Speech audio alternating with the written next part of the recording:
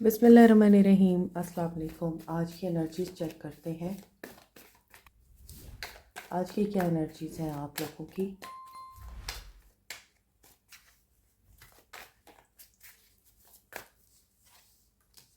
I am afraid to lose you.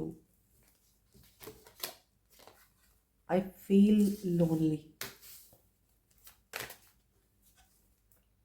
It is dark without you. Okay. I can't stop thinking about you. आप missing energy में हैं।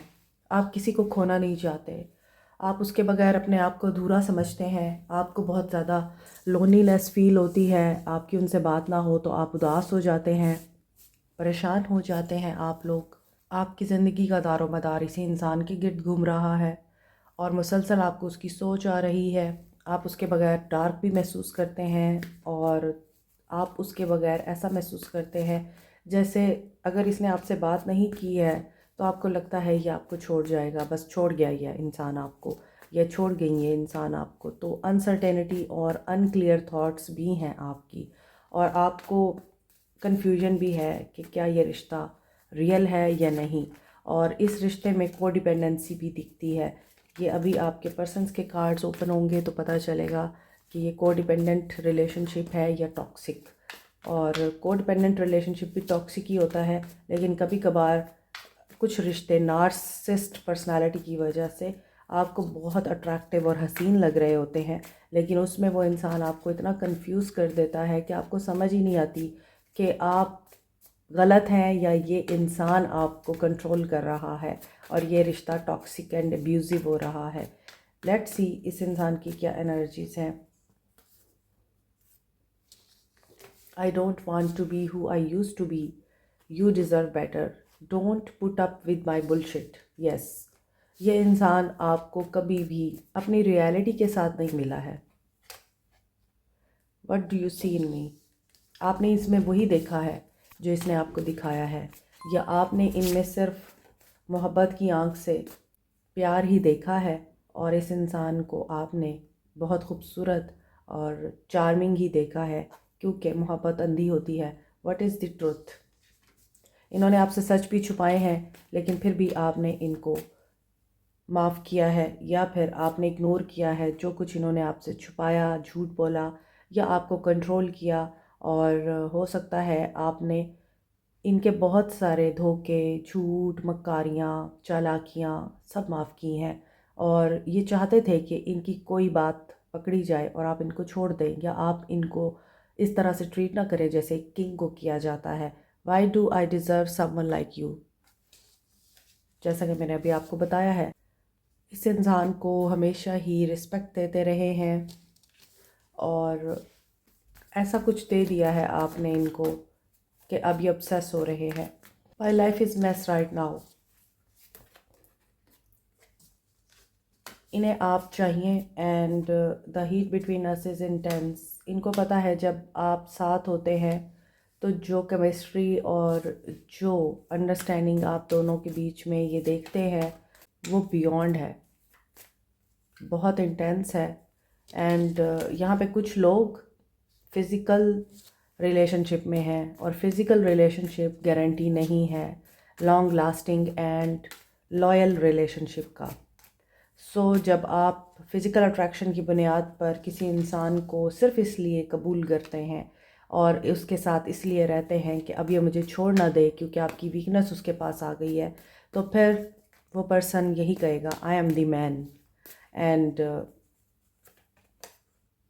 रिश्ता survive करता है,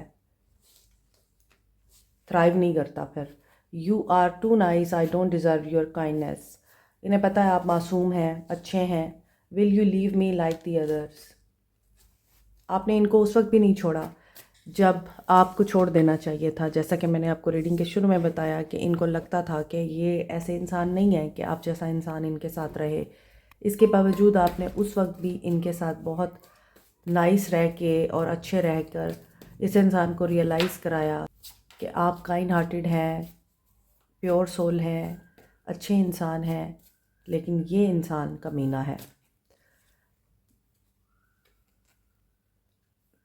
तो जब लोगों ने आपको रेड फ्लैग्स दिखाए इनके, जब लोगों ने आपको बताया, समझाया, आप क्योंकि मोहब्बत में अंधे हो रहे होते हैं, तो फिर आपको वो जो अल्लाह की तरफ से मैसेंजर्स, अल्लाह के भेजे हुए फ़रिश्ते जो कि आपको बचाना चाह रहे होते हैं एक गलत इंसान से, वो नज़र नहीं आते। आप उन्हें इग्नोर कर देते हैं, आप उनकी बातें इग्नोर कर देते हैं कि नहीं मैं इसको ठीक कर दूँगी या ठीक कर दूँगा, मगर ऐसा नहीं होता। I cry at night.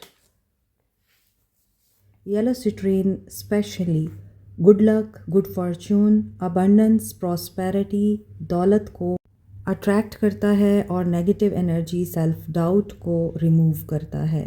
ये आपको पर्सनली स्ट्रॉन्ग बनाता है, ऑप्टिमिस्टिक आउटलुक देता है, आपकी क्रिएटिव एबिलिटीज़ को एनहेंस करता है।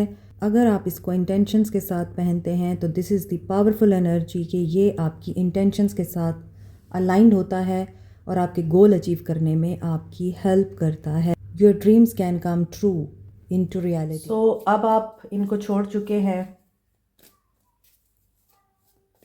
शायद आप थक गए थे इसलिए आपने उनको छोड़ दिया। अब ये इंसान आपके बगैर अधूरा है। Life without you is hopeless, dark, depressing. I miss your light. They want you and you are the light for them. Please do what is best for your heart. लेकिन अंदर से इनको भी पता है कि आप अगर कुछ कर रहे हैं तो अपनी बेहतरी के लिए ही कर रहे हैं और आपको यही करना चाहिए। I wish I could be a different person. ये 2 दफ़ा कार्ड आ चुका है तो मे बी ये पर्सन चेंज हो रहे हैं। I am sorry, I am going through seasonal infection. Okay, I can't make a decision. अभी भी इनको डिसीजन लेने में प्रॉब्लम हो रही है। The passion is too much. लेकिन ये आपके लिए पैशनेट भी हो रहे हैं, एक्साइटेड भी हो रहे हैं। This love is crazy. इन्हें रियलाइज़ हो रहा है कि आपके साथ जो ताल्लुक़ था वो बहुत इंटेंस था और वाकई लव था। You were right. जब आपने इनको ये बातें समझाई तब इन्हें समझ में नहीं आई। फिर जब एक चीज़ चली जाती है आपकी ज़िंदगी से, आपको तभी समझ में आता है।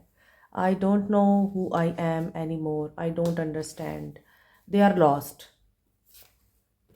आई can't do this right now.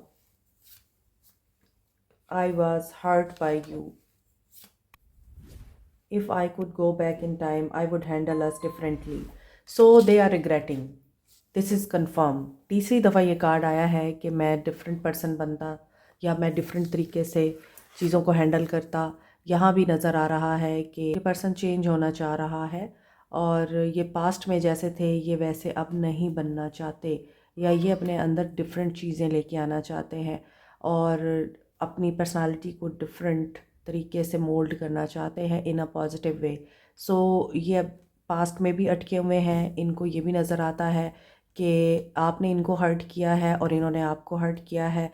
तो जब आप इनको हर्ट कर रहे थे या जब आप इनको समझाने की कोशिश कर रहे थे या जब आप इन्हें लीव कर रहे थे तो ये उस वक्त मामलात को बेहतर तरीके से हैंडल कर सकते थे और अब दे कांट डू एनीथिंग।